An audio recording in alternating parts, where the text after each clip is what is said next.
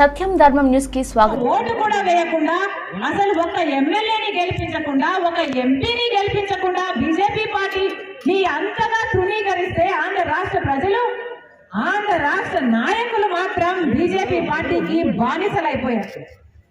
ప్రజలు ఒక్క ఎమ్మెల్యేను కూడా గెలిపించలేదు బీజేపీ పార్టీ నుంచి. కానీ ఈ రోజు ప్రభుత్వంలో ఉన్న అందరూ ఎమ్మెల్యేలు, ప్రభుత్వం సైతం, ముఖ్యమంత్రి గారు సైతం బీజేపీ పార్టీకి ఊడిగలు చేస్తున్నారు, బీజేపీ పార్టీకి బానిసలైపోయారు.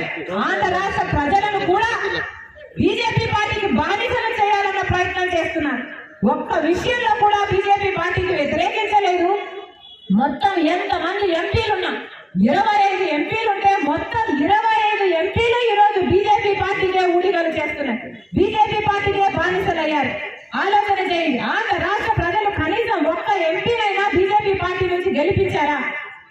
అలాంటిది ఈరోజు 25 మంది ఎంపీలు, ఇంకొక 6 మంది రాజ్యసభ ఎంపీలు, మొత్తము అందరూ బీజేపీ పార్టీకే బానిసలయ్యారు కదా. ఆంధ్ర రాష్ట్ర ప్రజలు తృణీకరించిన బీజేపీ పార్టీని ఈరోజు బీజేపీ పార్టీ ఆంధ్ర రాష్ట్రాన్ని ఏలేస్తుంది. ఆంధ్ర రాష్ట్రం ఈరోజు బీజేపీ పార్టీ వశమైపోయింది, కైవసం అయిపోయింది. వాస్తవం కాదా? ఆంధ్ర రాష్ట్ర ప్రజలు ఒక్క ఓటు వేయకపోయినా బీజేపీకి ఈరోజు బీజేపీ రాజ్యం వెళ్తుంది ఆంధ్ర రాష్ట్రంలో. అందుకే రాజశేఖర రెడ్డి సిద్ధాంతాల కోసం నిలబడింది రాజశేఖర రెడ్డి బిడ్డ.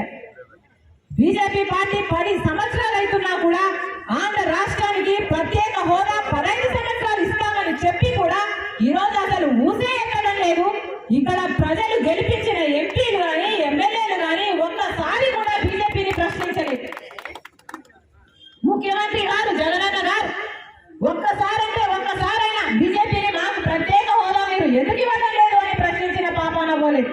ప్రతిపక్షంలో ఉన్నప్పుడు ఇదే జగనన్న గారు మాట్లాడిన మాట, అసలు బీజేపీ పార్టీ ఎలా మనకు స్పెషల్ స్టేటస్ ఇవ్వదో చూస్తాను అని మీరు ఎంపీలు నాకు ఇవ్వండి, వాళ్ళ మెడలు వచ్చైనా సరే స్పెషల్ స్టేటస్ తీసుకొస్తానన్నాడు.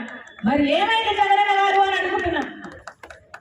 సమాధానం చెప్పాల్సిన అవసరం ఉంది.